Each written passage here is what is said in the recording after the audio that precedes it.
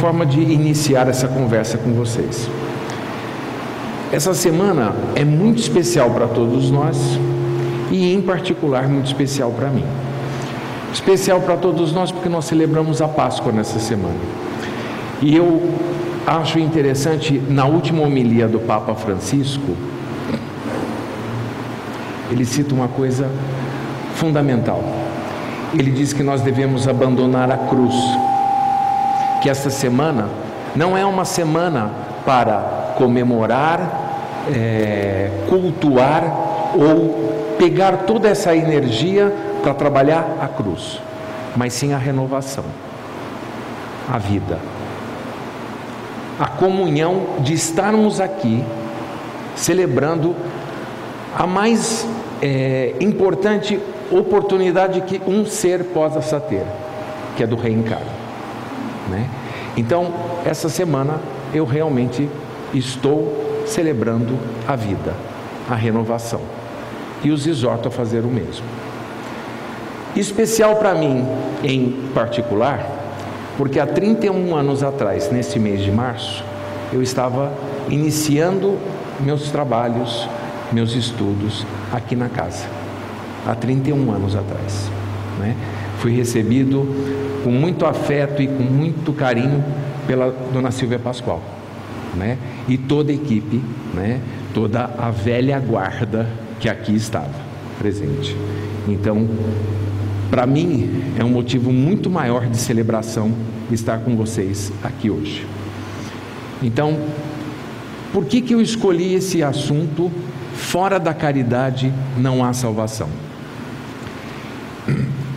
O contexto em que vivemos hoje no planeta, eu acho que traz a necessidade premente de pensarmos em algumas questões. Quem daqui já leu o livro Evolução dos Mundos, para os Mundos, né? Evolução para os Mundos. Quem leu Lírios da Paz? Então, embasado nesses dois livros, eu tirei algumas coisas para a gente conversar aqui hoje à noite. Então, uma delas é o seguinte: envoltos com o planeta Terra, nós temos entre encarnados e desencarnados por volta de 30 bilhões de espíritos, tá bem? Atualmente, 7 encarnados. Então, aquilo que a gente sempre ouve nos grandes escritores espíritas, que é mais ou menos 3:1, 4:1, né? Veja a oportunidade, então, que temos de estarmos aqui hoje, tá? Nesse total de 30, mais ou menos a estatística é essa, mais ou menos. Nós temos... Quem é bom de matemática? Flávio, você não é bom? Me ajuda, pelo menos me ajuda a retrair, tá? Então é o seguinte: nós temos 6 bilhões de espíritos em condições de regeneração. Eles já estão no plano da regeneração. Então nós temos, não sabemos quantos encarnados, quantos desencarnados. Então 6 bilhões regenerados, 8 bilhões de espíritos enlouquecidos, 6 de espíritos doentes, só um bilhão de espíritos totalmente envoltos no mal, e sobram 9 tentando se equilibrar na corda bamba. Eu digo que é no arame farpado, para não cair nem daqui nem de lá. Eu tenho certeza que nós estamos nesses 9, né? Ou algum outro regenerado, mas eu acho que nós estamos mais ou menos nesses 9. Então, se nós pensarmos que estamos nesses 9, que ainda precisamos efetivamente encontrar uma posição, tá bem? Qual é a posição que nós queremos assumir? Eu gostaria de nem adoecer, nem enlouquecer. Quem sabe fazer cursinho para regenerar? Quem sabe, né? Então, um dos caminhos para que nós consigamos obter esse sucesso, é o exercício, a prática de algumas habilidades, de algumas virtudes. Hoje, nossa sociedade está numa crise de valores muito grande, muito grande. Estamos nos tornando cada vez mais egocêntricos, narcísicos, ou seja, conseguindo olhar só para o nosso próprio umbigo. Este mecanismo não é salutar, ele não é benéfico, porque ele pode nos levar ou ao adoecimento ou ao enlouquecimento.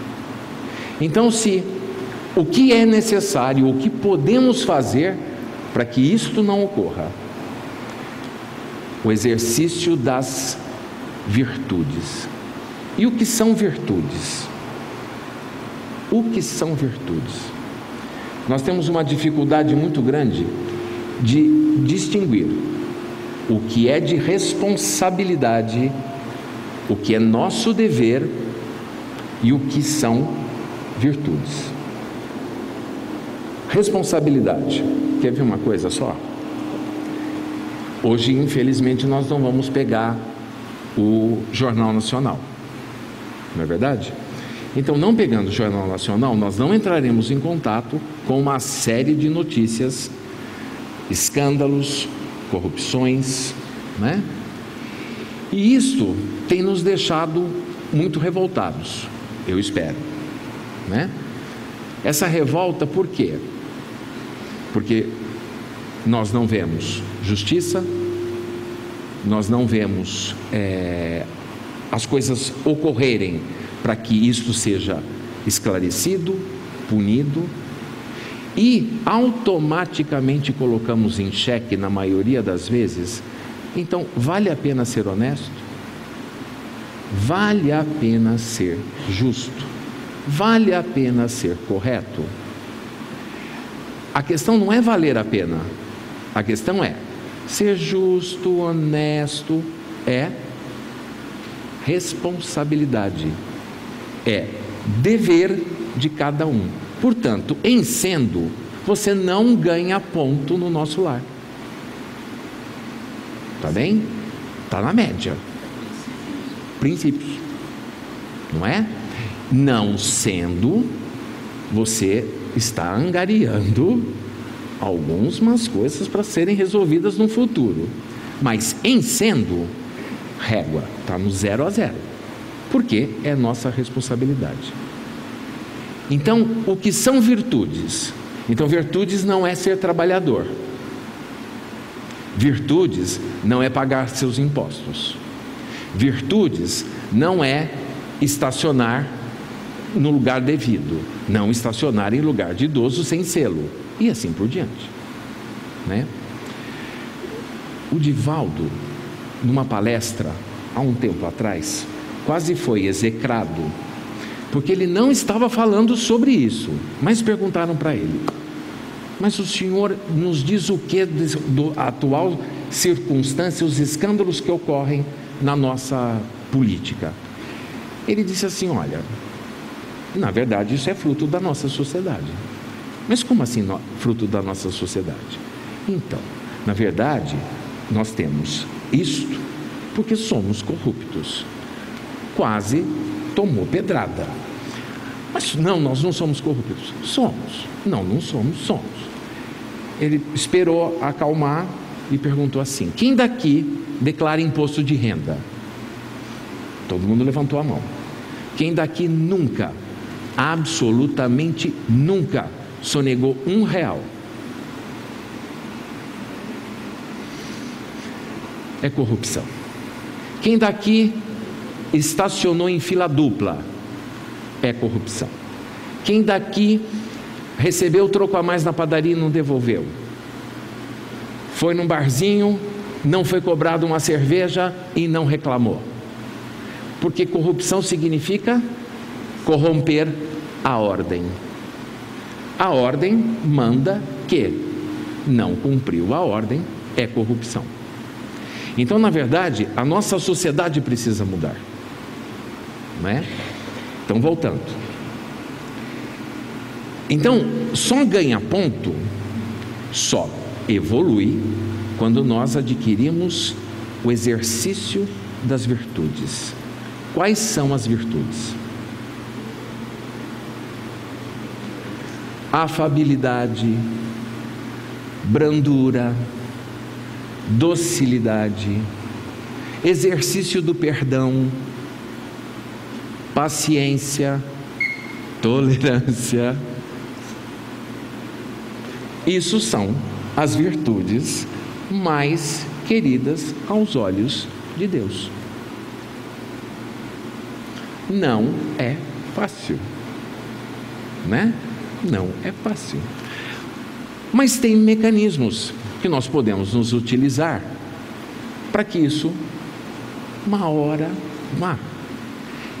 E o principal deles é a caridade, o exercício da caridade. Não a caridade, eu não falo pura e simplesmente da caridade financeira, né? Ou doar o óbulo, porque às vezes isso é muito fácil, mas é a caridade moral. Aí, o que é caridade moral? É o desenvolvimento da compaixão, da misericórdia, da piedade para com os outros. Porque conforme nós conseguimos perpetrar estas circunstâncias, o que nos ocorre, nós nos aproximamos da maior chave para a mudança de frequência, que é o amor. O amor incondicional. Para quem leu Evolução dos Mundos, nós sabemos que nós temos, nas mais diferentes dimensões, nós temos planetas primitivos, planetas provas de expiação, planetas de regeneração, planetas de amor e de felicidade. Tá bem? Isso que nós só temos sabido 21 ou 24 dimensões, mas existem outras infinitas. Então nós temos em cada dimensão um conjunto de planetas possibilitando as experiências. Tá bem? Com relação à característica individual de cada espírito, nós temos as seguintes classificações: umbralinos se dividem em crostais e até zonas abissais.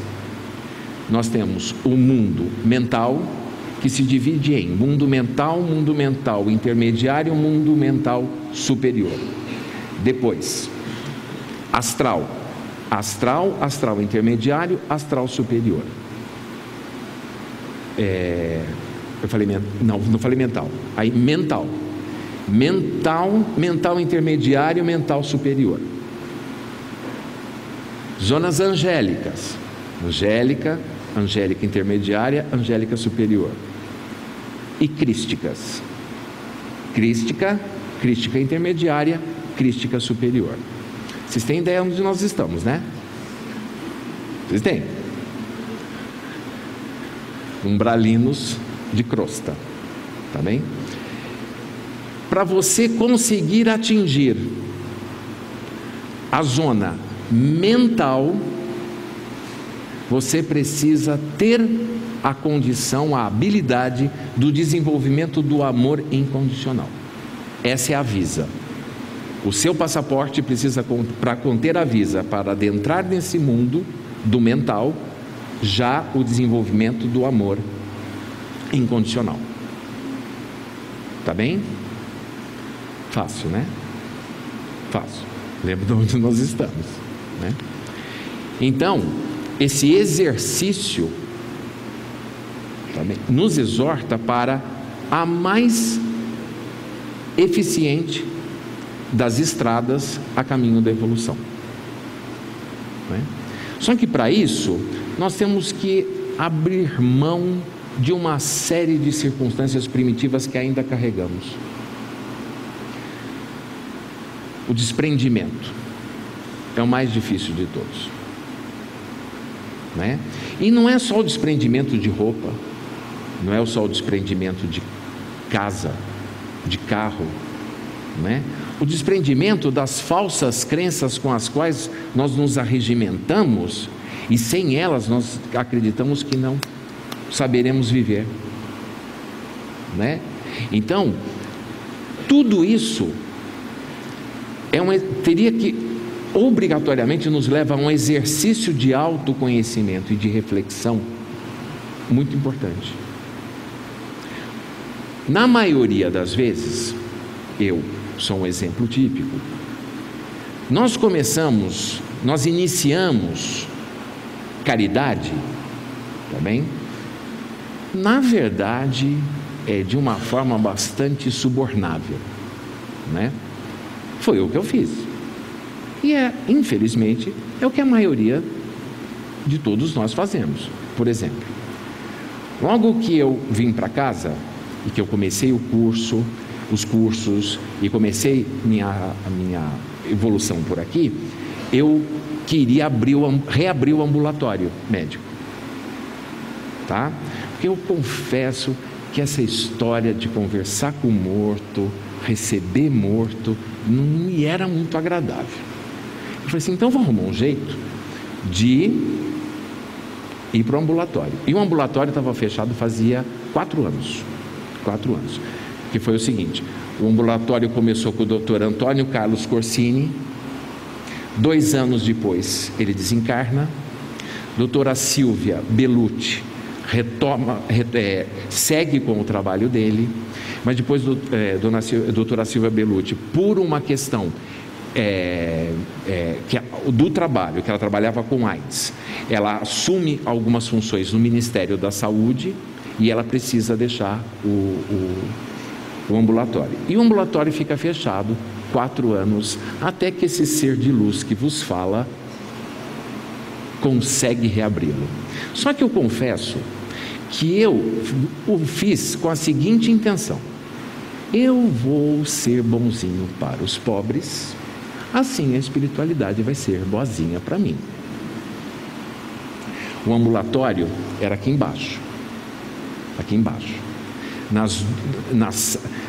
Eram 2 salas contíguas que não tinham contato com o interior da casa, bem de frente à banca. Ainda a banca está aqui fora, né? Bem de frente à banca. Então tinha um alpendrezinho, aí tinha uma salinha de espera, aí tinha onde eu atendia com uma maca e acho que umas 3 prateleiras lotadas de remédios em doação. Tá bem? Aí eu vinha de segunda-feira à tarde. Eu só tinha uma calça de linho branca, né? Porque eu era duro mesmo, né? Então só tinha uma calça de linho branca e eu deixava para vir trabalhar de segunda-feira. Eu vinha impecável. Durante 4 meses eu não atendi uma única viva alma. Até que eu fui conversar com a dona Silvia e conversei com nossa, esqueci o nome dela, Dirce. Você vai dizer, mas tem alguma coisa, vocês não estão divulgando. Como que um médico se propõe a ficar a tarde inteira de segunda-feira, todas as segundas-feiras? Não tem um. Dona Silvia olhou para mim e disse assim: calma, meu irmãozinho, calma. Bom, um dia, e era assim, então o que eu fazia? Eu tirava pó de todas as prateleiras e os remédios e colocava tudo em ordem. Parecia que a enfermaria era invadida por espíritos zombeteiros durante a semana e enchiam aquilo de pó e desarrumava tudo, sendo que a enfermaria ficava fechada a semana inteira. E eu, toda segunda-feira, tinha que tirar pó e arrumar os abençoados remédios. Aqui em cima, no outro salão, de segunda-feira à tarde, tinha a reunião das senhoras que faziam o grupo de enxoval para enxovalzinho, né? As cestinhas de enxoval. E as costureiras, então, de segunda-feira, elas faziam um encontro, trabalhavam, tinha um chá da tarde maravilhoso. Todo mundo trazia comes e bebe salgados, doces, tinha um café. E quem era dirigente desse trabalho era a Dona Terezinha. E Dona Terezinha, depois de um tempo, passou gentilmente obrigado a fazer um pratinho com uma xícara de café e descia e me entregava lá. Até que um dado dia, estou eu, todo de branco, bege de pó, em cima da prateleira, entra a Dona Teresa e eu não vi. E ela me diz a seguinte frase: ô meu faxineiro querido, vim lhe trazer um salgadinho. O faxineiro me caiu que nem uma pedra no meio da cabeça, porque daí foi que eu saquei: gente, não vai ter negócio. Ou eu venho para cá trabalhar, porque é minha obrigação, é minha responsabilidade contribuir com um pouco de tudo aquilo que eu tenho, absolutamente de tudo que eu recebo dessa vida, ou eu não vou atender um vivo aqui. E para sair da escada foi duro. Só que quando eu desci chorando. E a Dona Terezinha falou assim: mas o que aconteceu? E eu contei para a Dona Terezinha. Eu falei assim: Dona Terezinha, na verdade foi o seguinte, eu fiz um negócio, eu fiz um escambo. Eu vou ser bonzinho, vou tratar dos pobres, e a espiritualidade vai me ajudar a melhorar de vida. Conclusão: na segunda-feira seguinte, tinham 20 para eu atender. Só que na segunda-feira seguinte, eu realmente vim com um forte desejo de só contribuir com o que eu tinha de melhor. Então, eu acho que o que a gente precisa conseguir compreender são esses mecanismos internos que nos levam a fazer uma coisa ou outra, ou deixar de fazer uma coisa ou outra, não é? Então é o seguinte, eu acredito que no nível em que nos encontramos hoje, nós precisamos ter muito claro, as respostas precisam ser concretas, para que nós possamos nos dirigir para o melhor caminho. Então, por exemplo, a evolução, ela tem que ser uma escolha para mim. Eu quero ou não evoluir? Né? O que realmente eu tenho como objetivo? Quais são as minhas propostas com relação a isso? Então hoje como é que eu penso? É o seguinte, parafraseando Dona Silvia Pascoal, que me disse isso pela primeira vez aqui nesse salão, numa palestra: eu só estou fazendo cursinho para melhorar, para santo não dá, né? Porque assim, não temos condição ainda de fazer cursinhos para santo, então vamos fazer cursinho para dar uma melhorada, beleza? O meu grande objetivo hoje é me apresentar no desencarne um pouquinho melhor do que quando aqui cheguei, e é pouco. O que eu preciso fazer para isso? Essa é a minha proposta. Dizer que vamos acertar 100%? Não. Nossa condição, infelizmente, ainda não nos permite acertar 100%. Aí é que vem, eu acho que o primeiro e principal princípio do exercício da caridade. A caridade para com a gente, para com nós mesmos, né? Porque uma das piores coisas que tem, Dona Silvia, A maior dificuldade que encontramos no processo de crescimento, qual é? É lutar contra quem? Nós mesmos. Tá bem, foi duro eu entender isso, foi duro, né? Nosso pior obsessor, né? Nós mesmos. Mas o que em nós nos faz ter tanta dificuldade?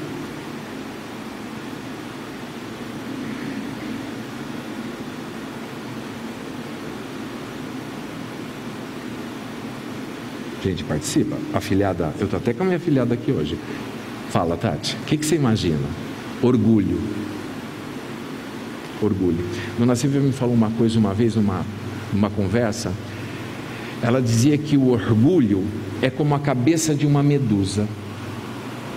Quanto mais serpentes você matar, mais serpentes aparecem, né? E é isso mesmo, né? Quanto que nós somos movidos, somos regidos por esse orgulho, e às vezes achamos que somos humildes, não é? Quer ver? O arrogante e o prepotente é fácil, né? Não é fácil descobrir o arrogante e o prepotente? Não é não. Não é. Não é. Quantos de nós aqui nos impomos metas que serão inatingíveis? Isso é arrogância, isso é prepotência. Achar-se em condição para. Não é verdade? Prepotência, ter condições, ter balizadores, instrumentos que possam nos promover o crescimento até. Por isso, o auto-perdão é tão difícil. Às vezes, conseguimos até perdoar o outro, mas perdoar a nós mesmos. Como que eu fui fazer isso? Como que eu falei aquilo? Ser humano. Não é que com isso a gente abra a mão, está tudo bem, vamos levar. Não. Mas o rigor com que nós mesmos nos julgamos. Imagine para com o nosso próximo. Então a caridade, ela tem que efetivamente ser exercida. Primeiramente, não é o primeiro mandamento da lei de Deus? E não vem com história não, que os espíritas usam também, viu? Né? Embora a gente de vez em quando faça fritura e pique tempero na tábua dos 10 mandamentos, né? Mas quais são os 10 mandamentos? Qual é o primeiro mandamento? Vamos lá, Flávio. Amarás a Deus sobre todas as coisas. Não termina aí. No Evangelho a coisa é grande. Amarás ao teu Deus de todo o teu coração, de todo o teu espírito e de todo o teu conhecimento. Acabou. Nós não conseguimos fazer isso. Começa por aí. Quem entende Deus aqui? Bem entendido.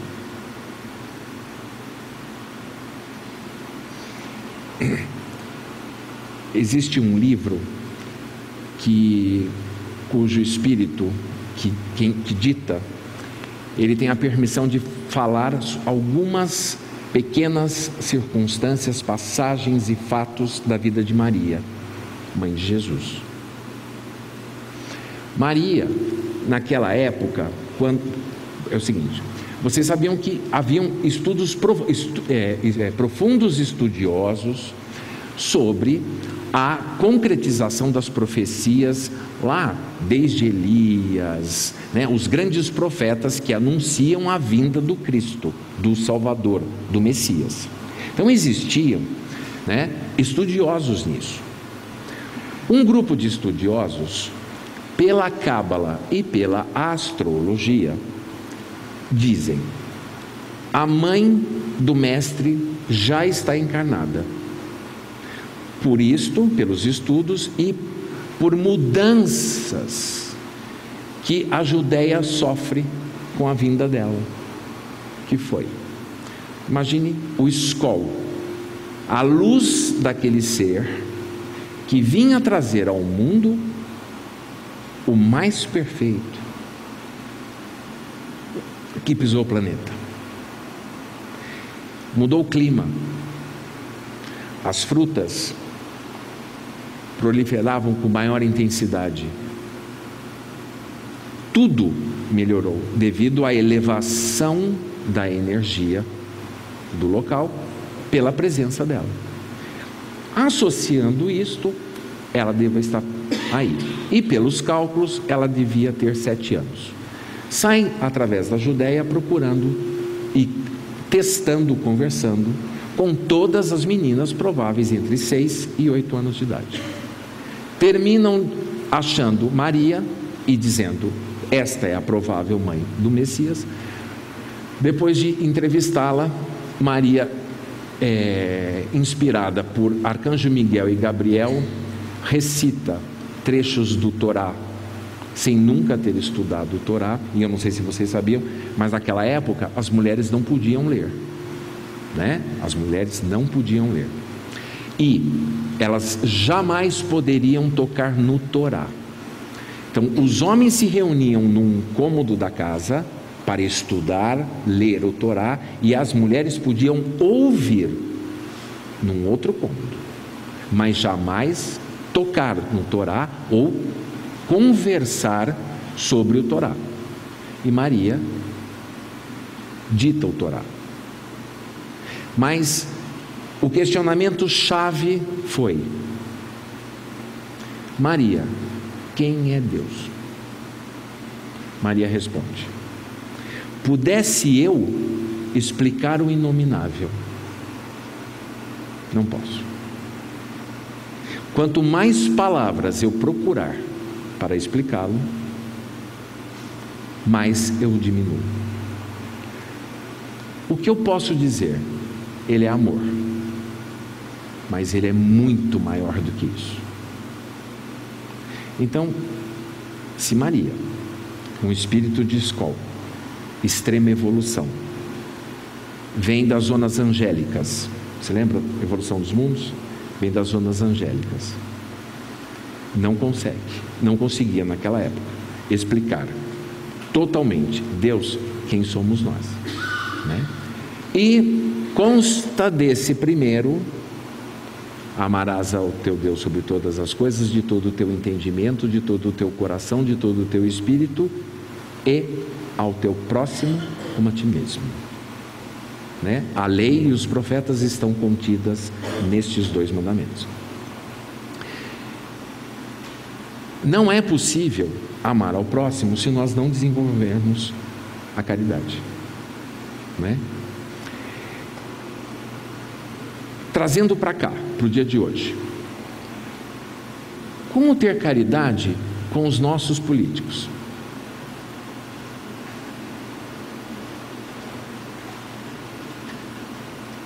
Difícil, né? Porque a única coisa que eles não têm para com a gente é um pingo de caridade, né?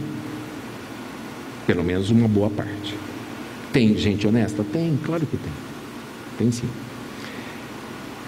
O Chico, consta dos livros bibliográficos do Chico, uma passagem, não sei se vocês sabem, o Chico, ele é convidado pela sua amiga a vir dar uma palestra na União Espírita de São Paulo. E eles dividiram em a mesma palestra, mas em 2 tempos, uma de manhã e uma à tarde. Como o Chico já era uma figura pública, amada e também bastante questionada, eles combinaram um almoço num restaurante. Mas eles pediram para que o restaurante ficasse fechado só para a comitiva. Tudo bem, tudo bem. Na hora do almoço, a comitiva sai em direção ao restaurante, e o Chico, quando está passando perto do restaurante, vê uma senhora em andrajos, empobrecida, depauperada, chafurdando o lixo, buscando algo que ela pudesse comer dentro do lixo. E aquilo partiu o coração do Chico. E ele perdeu a fome, né? Quando eles entram no restaurante, o Chico está muito entristecido e pergunta o que está acontecendo, né? Escolhe o seu prato e ele fala que não, ele não. Nisso, parece o bonzinho do Emmanuel para ele e fala assim: Chico, o que está acontecendo? Aí Chico diz para ele assim: você sabe o que está acontecendo? Ele falou assim: eu sei. Não adianta, Chico, você pegar seu prato de comida e levar para aquela senhora. O orgulho não permitirá que ela o aceite. Provavelmente ela rejeite, inclusive. Você percebeu qual é o nome da rua do restaurante? Ele falou: não, é fulano de tal.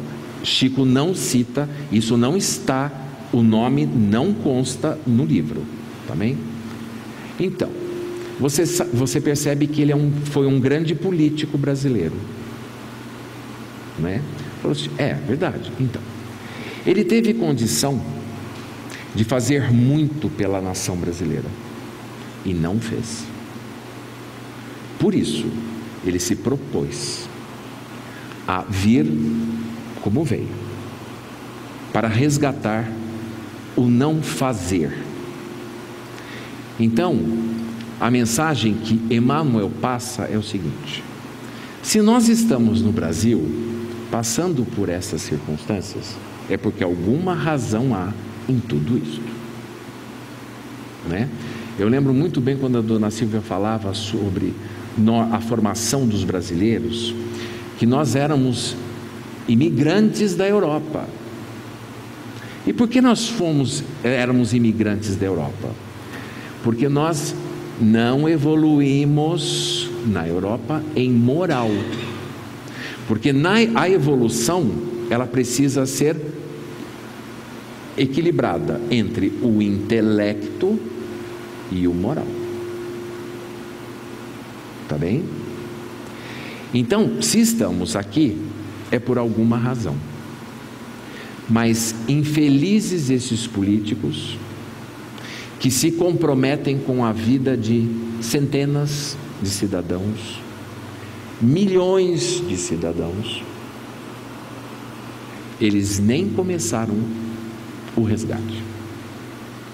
Então, cabe a nós, não é que nós vamos aceitar, não é que nós cruzaremos os braços, mas cabe a nós orar em benefício deles. Isso é um grande exercício de caridade. Difícil, né? Porque eles ainda nem iniciaram o seu processo de resgate. E o quanto que também nós acabamos por não conseguir exercer a caridade na plenitude,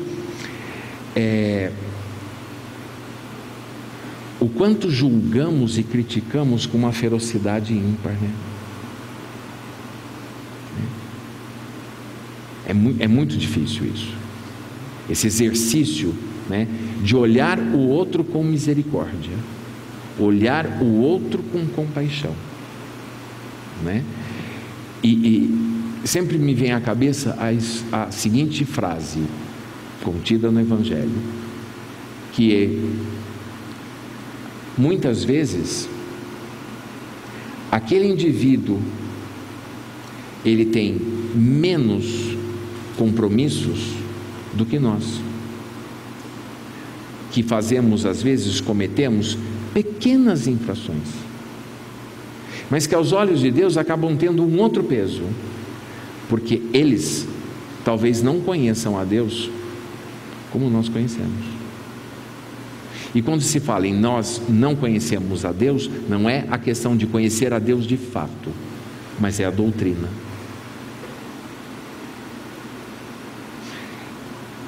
O Espiritismo, o kardecismo, ele é extremamente elucidador.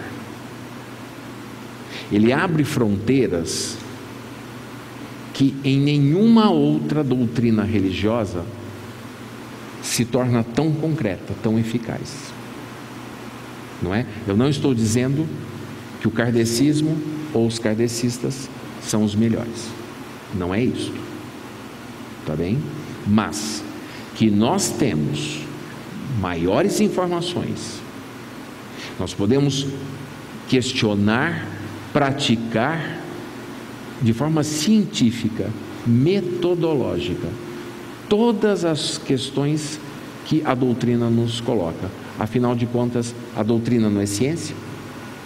Não é isso que a gente ouve? Não é? E qual é o nosso maior laboratório? A vida. A vida é o nosso maior laboratório. Eu tinha muita dificuldade de entender isso. Dona Silvia sempre falava em palestra: a fé que não é estudada, só vivida, não é fé.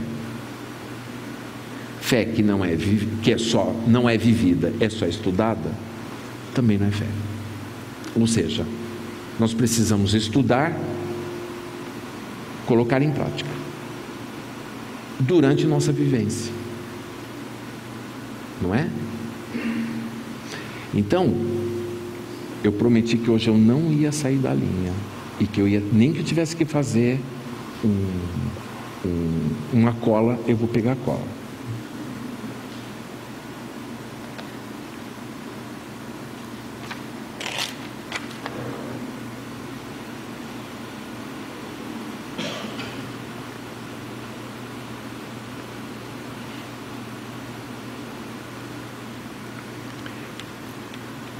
Eu acho que simplesmente falar sobre, então, vamos desenvolver caridade, vamos praticar a caridade,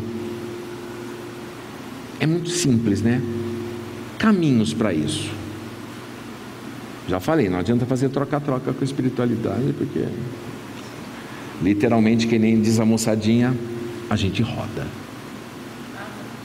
A gente roda, né?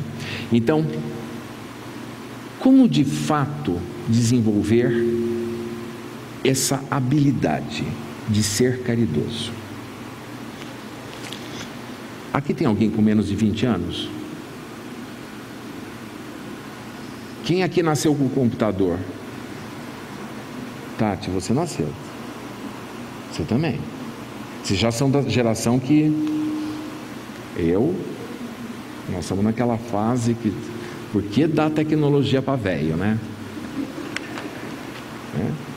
Dá pane no coisa. Olha, eu não sei o que eu fiz. Eu fiz algo. Conserta, né? Dá para molecada. Recentemente, a coordenadora pedagógica da Universidade de Stanford, nos Estados Unidos, publica um trabalho observacional de quase 10 anos. É o trabalho dela de livre docência. Ela fez uma pesquisa com um número significativo de jovens entre 13 e 25 anos. E o que ela percebeu? Que a grande maioria esmagadora desses jovens, a única forma de relação era através de um monitor. Fosse WhatsApp, fosse aplicativos, né? Instagram, what else, né? Facebook. A única forma que eles mantinham de relacionamento interpessoal era através de um aplicativo, né? Jovens de 13 a 25 anos, né? Ela ela fez entrevista com absolutamente todos. Se não me engano, eram quase 5.000 jovens. Ela entrevistou a todos. E ela perguntava, mas você, os Estados Unidos tem a coisa do ônibus, né? O ônibus escolar. Mas no ônibus escolar você não conversa? Não. Né? Moçadinha faz com os 2 dedos, né? Consigo não, gente. Consigo não. Vai no catando milho e daí erra o dedo, apaga tudo. Mas é uma benção. E tem ainda o abençoado corretor, né? Faz a gente passar cada vergonha. Crê em Deus Padre. Crê em Deus Padre. Bom, aí, mas e no recreio? Você não conversa? Não. Quando chega em casa, na hora do almoço com a família? Não. Durante a novela? Não. A única forma de comunicação da grande maioria era através de um aplicativo. Sabe o que ela descobriu? São incapazes de desenvolver empatia. Incapazes. Por isso que você fala para o seu filho, pelo amor de Deus, 16 horas jogando não dá. E ele fala, bruxa, sai de mim. Não é? Porque ele não consegue compreender o que nós, envelhecidos, amadurecidos, estamos percebendo, que é diminuição da sociabilização, né? Não sentamos hoje para tomar café todos juntos, almoçar, jantar, que seja ovo frito, gente, zoião e arroz, mas nós não nos colocamos à mesa. Ângela, quanto que a gente conversava? Quanto? Não é verdade? É tão interessante que hoje, esse serzinho aqui, num aniversário, se lembra? Ganha um monte de presente. É um monte de presente. E eu te dei uma bolsa de plástico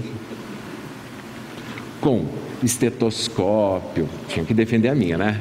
Estetoscópio, aparelho de coisa, mas ela tinha ganho boneca, você lembra? Um monte de presente. Outro bufu amou o quê? A bolsa de plástico com as coisas. Sua avó quase teve um infarto, né? Essa beleza do simples, quanto que a gente já perdeu, né? Então, o jovem, ele tem extrema dificuldade de desenvolver empatia. O que é empatia?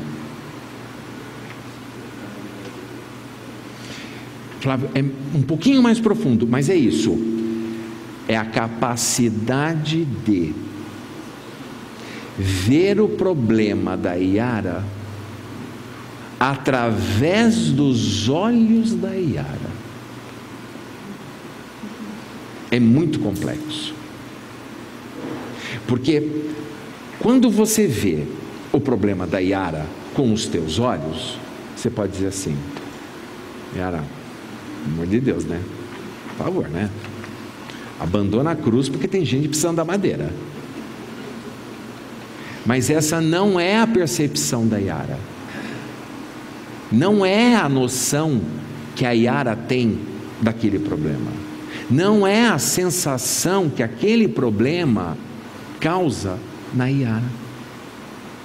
E isso, de maneira alguma, em hipótese alguma, torna a Yara menos que eu.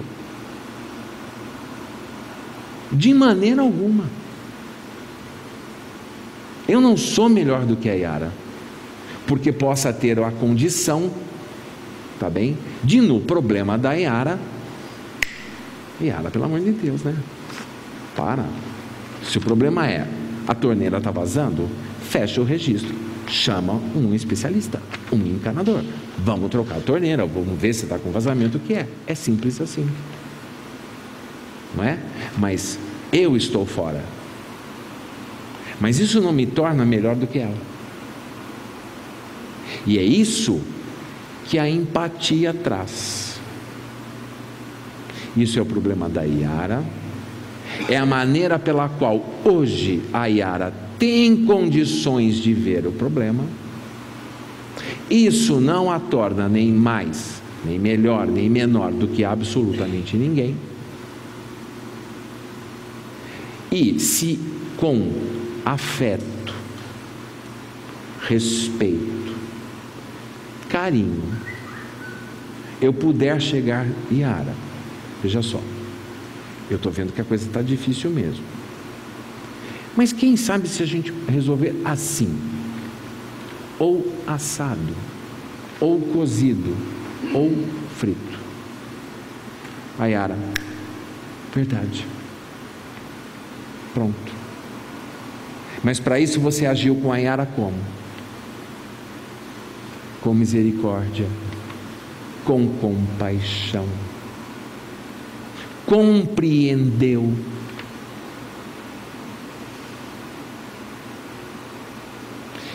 E você se despojou de absolutamente tudo aquilo em que você acreditava. Porque a questão não era resolver o problema do jeito que você bem entende. Ó, vocês pais com filhos, ó a dificuldade, ó a dificuldade. E às vezes, pela dificuldade que temos em praticar a empatia, nós não conseguimos acessar o outro. Gente, eu trabalho em CAPS, Centro de Apoio Psicossocial, o que hoje, com o fim dos manicômios, os CAPS são as instituições dentro da rede pública de saúde, tá bem? Que abrangem o que há de mais complexo, mais grave, mais difícil em psiquiatria e saúde mental, né? Eu tinha muita dificuldade, muito preconceito em trabalhar com usuário de substâncias, de droga e etilista. Eu tinha muita dificuldade, né? Porque, confesso, eu achava que era vagabundice, mau caratismo, né? Hoje eu tenho a felicidade de poder ver que é doença de fato. É doença. Angela, você trabalhou no Padre Haroldo um tempo, não foi? Né? É doença de fato. E a única maneira, me desminta se eu estiver errado, a única maneira de resgatar é através do afeto. Não é o passar a mão na cabeça. Não é passar a mão na cabeça. Não é poupar. Mas é afeto. É auxiliar o outro a assumir as responsabilidades, o próprio tratamento, a necessidade de tratamento, mas é através do afeto, da compaixão, da misericórdia. Começa com o desenvolvimento da empatia. Esse é o caminho mais fácil para a caridade. Empatia. Temos feito isso no nosso dia a dia para com todos, principalmente para com nosso santo marido, nossa abençoada esposa, aquela bênção de filho. Começa em casa, fica bem mais fácil depois. E vizinho, então? Que bênção que é vizinho, Jesus, né? Minha avó que dizia, a Vasselina que dizia, vizinho é que nem loteria, né? Pode ganhar, pode não dar nada. E é interessante, né? Como de fato, salvo alguns exemplos, né? Porque tem um ditado húngaro que diz o seguinte: no zoológico do Senhor há muitos animais, e tem uns que infelizmente não estão em extinção, mas esses animais, na verdade, hoje eu consigo entender a parábola bíblica da Torre de Babel, né? O kardecismo mostra isso muito claramente, né? Nós vivemos a Torre de Babel, né? Quantos idiomas diferentes nesse planeta? Se não bastasse só os idiomas, quanto que uma mãe generosa não consegue se fazer entender para o seu filho? Não é verdade? Às vezes, quanto que um filho implora, né? Ajoelha pedindo o amor de um pai, de uma mãe, e os pais não conseguem entender, né? A Ângela é minha prima. A Ângela conheceu mamãe. Estava no colegial e eu tive a sorte de ser bolsista na melhor escola preparatória pro vestibular de Santos. Então, na escola tinha os filhos da nata financeira de Santos e automaticamente intelectual, e deviam ter uma meia dúzia de pobres. Os riquinhos iam de chofer particular, carro importado, não, naquela época não tinha carro importado não, mas carro bom, né? E os mais desvalidos iam de bicicleta. Ganhei uma Caloi 10 marcha. Acordava de manhã, estava lá tomando café. Mamãe vinha com só Deus sabe de onde ela tirava aquilo. Aí se eu fosse você, eu não iria de bicicleta hoje porque vai chover. Aí eu corria para frente do apartamento, olhava até onde os olhos alcançavam, não tinha uma única nuvem. Voltava para trás, ia para o final do apartamento, nenhuma nuvem. Louca. Vai chover onde? Ia para a escola de bicicleta. E ainda dizendo que ela era louca. No meio da aula, eu disse assim: não é possível. Essa mulher me roubou uma praga. Só tem nuvem aqui em cima. Gente, era fácil compreender. Dona Fátima operou 4 vezes a coluna. Ela tinha uma sensibilidade como todo mundo que quebra osso, gente. Hoje eu sei, quebrou osso, operou. Vocês não sabem que vai mudar o tempo? Por quê? Porque a pressão exercida pela mudança atmosférica faz o indivíduo sentir dor, desconforto. Então o velhinho vai dizer: vai chover. Eu levei quase 40 e poucos anos para entender a Fátima, não é? Então imagine, se nós temos essa dificuldade, né, de olhar com afeto, com carinho para o nosso próximo, né, um pai e uma mãe, né, quanto que a gente só vai compreender que o que a gente mais precisava, ou a única coisa que a gente viria a fazer com um pai e uma mãe era exercer gratidão, né?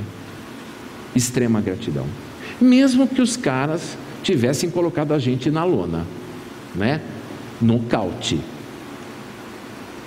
mas só a oportunidade que eles nos deram, né? E pior é saber que nós escolhemos, né? Nós filhos, a dedo. Mas se a gente conseguisse desenvolver a gratidão, quantos problemas a gente não evitaria?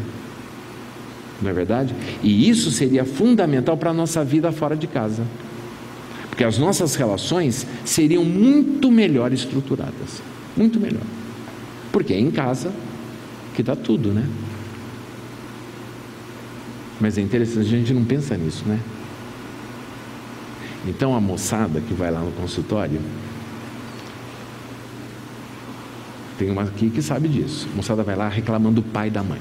Porque meu pai, porque minha mãe, porque meu pai, porque minha mãe, porque meu pai, minha mãe. Tem um livro, gente, muito interessante, chama-se Como Educar Seus Pais. É um livro escrito por um conjunto de jovens adolescentes e um grupo de pedagogos e psicólogos que pegam todos aqueles questionamentos dessa santa adolescência e colocam, né? Mas na verdade é para orientar os pais a não trucidar, não mandar matar, né? Não queria abandonar no supermercado da escola vizinha, né? Para a gente ter um pouco de habilidade com eles. Então tem uma história assim. Para acordar de manhã, né? Coitada da mãe vai lá, 5h30. E ela pediu para acordar 5h30.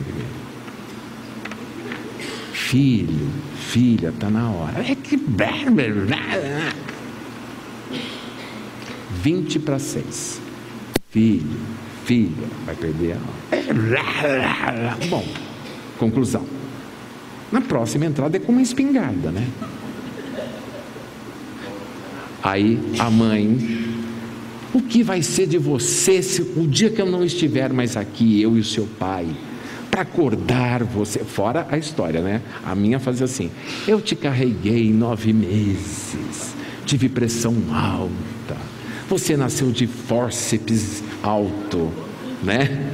É verdade, eu nasci de fórceps alto. Eu dizia: ah, minha santa diretora, você não sabe a dor que foi. Bom, aí pergunta para o filho: o que vai ser da sua vida sem mim? Algo parecido com um carnaval. Essa é a resposta que está no livro.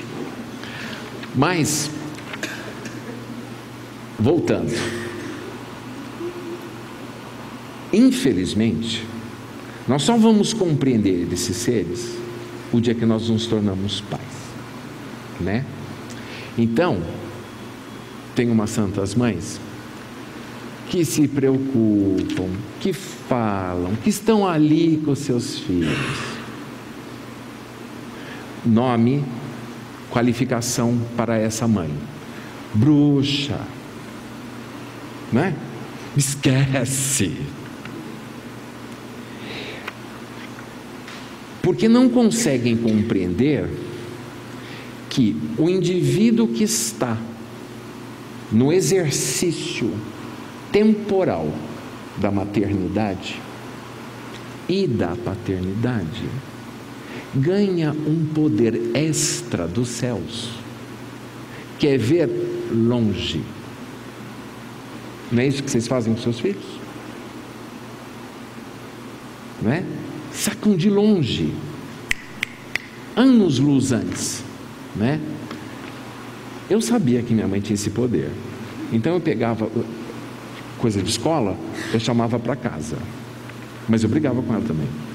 Então punha todo mundo lá, daí acabava, ela começava assim: gostei muito de fulano, adorei ciclana, que bênção aquele. Mas eu não fui com a cara dele, era justamente o meu melhor amigo na época. É assim, eu não sirvo nem para escolher minhas amizades, eu não presto nem para escolher minhas companhias. Aí eu não disse nada disso, eu só disse que eu não fico com a cara daquele infeliz, só isso. Mas é assim, não sei o quê. Não dava um mês, o bonitinho lá e aprontava. Aí a gente não falava mais do bonitinho em casa, né? Você nunca mais falou do fulano. Aconteceu alguma coisa? Que ódio. O duro era compreender, né, que vocês, quando exercem a posição de pais, né, vocês vêm com a alma, né? Vocês vêm com um mecanismo de proteção da prole, né, de proteger os filhos, que a gente só vai compreender no dia, né, que vem os filhos, né, principalmente quando vocês desejam que os netos sejam um prêmio, né? Você vai pagar, né? Nossa, você fazia pior, você fazia muito pior. O que nos falta? Empatia, né? De olhar para o outro e dizer assim: mas por que o outro está falando isso para mim, né? Seja minha mãe, seja meu pai, seja quem for. O que está querendo me dizer, né? Qual é essa postura? Por que essa postura? Então, o que eu queria sugerir a vocês vamos ver, vamos observar ao longo desses próximos dias em que nível está, em que nível se encontra a nossa empatia, inclusive para aquele vizinho infeliz, para o nosso vizinho que ouve funk o dia inteiro. Gente, o pior é que eu gosto de funk, tá? Eu gosto daqueles suaves, não os que tem muito nome feio, essas coisas, mas suave eu gosto, dá uma musiquinha ali. Mas a gente poder olhar e o quanto nossa empatia é capaz de perceber o outro além dele mesmo, além daquilo que ele intencionalmente ou não esteja querendo nos mostrar. Esse é um caminho extremamente eficaz para o desenvolvimento da caridade, porque daí você faz para o outro não aquilo que você desejava que te fizessem, porque aí está a grande sabedoria e a evolução. A máxima da evolução não é fazer para o outro aquilo que você gostaria que te fizessem, é fazer para o outro aquilo que ele gostaria que lhe fizesse. Vamos tentar? Estou disponível para alguma pergunta, alguma crítica, alguma correção. Ou uma feliz Páscoa. Eu fiquei sabendo que o coelhinho da Páscoa, o meu, foi extraviado pelos Correios. Até os Correios não andam muito bem. Gente, uma instituição tão importante, né? Que sempre foi de primeiríssima, né? No nosso país. Mas eu fiquei sabendo que o coelhinho meu foi extraviado. Estou mais ou menos na China ainda. Alguma pergunta, alguma colocação? Se não, calem-se para sempre. Pois não. Só um instantinho, meu querido.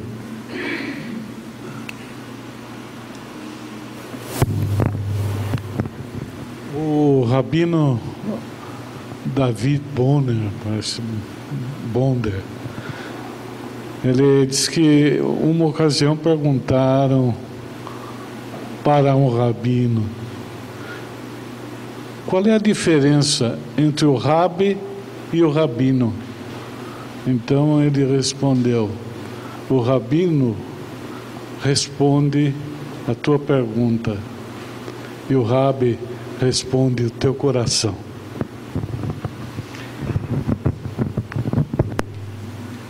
Mas isso é alcançar um outro estágio, né? É alcançar um outro estágio, né? Que é onde o que eu sou, o que eu acredito, o que eu possa intimamente defender como máxima, ela perde o valor, não a essência, mas ela perde o valor na medida que eu me aproximo de você. Porque daí eu sei de antemão que a minha verdade já não é mais uma máxima. A máxima é eu e você, né? Então, traduzindo, é aquela questão de você abrir mão de ter razão e ser feliz, né? Não dá, né? Atualmente é impossível ter razão e ser feliz ao mesmo tempo. Eu escolhi só ser feliz. A razão você pode ficar com ela, né? Mas isso, quanto que do nosso ego tem que ser trabalhado, né? Do orgulho. Não, mas então você não vai lutar pela razão? Não, não vou lutar pela razão. Não é assim que a razão se faz, né? Não é assim que a verdade se espalha e se arregimenta pelo mundo, né? É outro mecanismo, é a concórdia, é a comunhão, né? Existe lugar para absolutamente todos, absolutamente todos, né?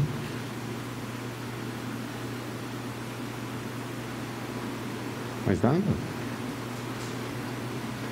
Eu assisti uma Eu fiz um curso uma vez de psiquiatria.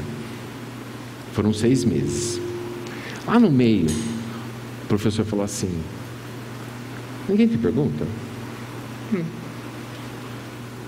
Ninguém te pergunta? Não. Das duas uma, né? Ou não entenderam nada, ou acharam que foi um porre, né? Ou, quem sabe, estava tudo ok. Eu espero que esteja tudo ok, tá bem?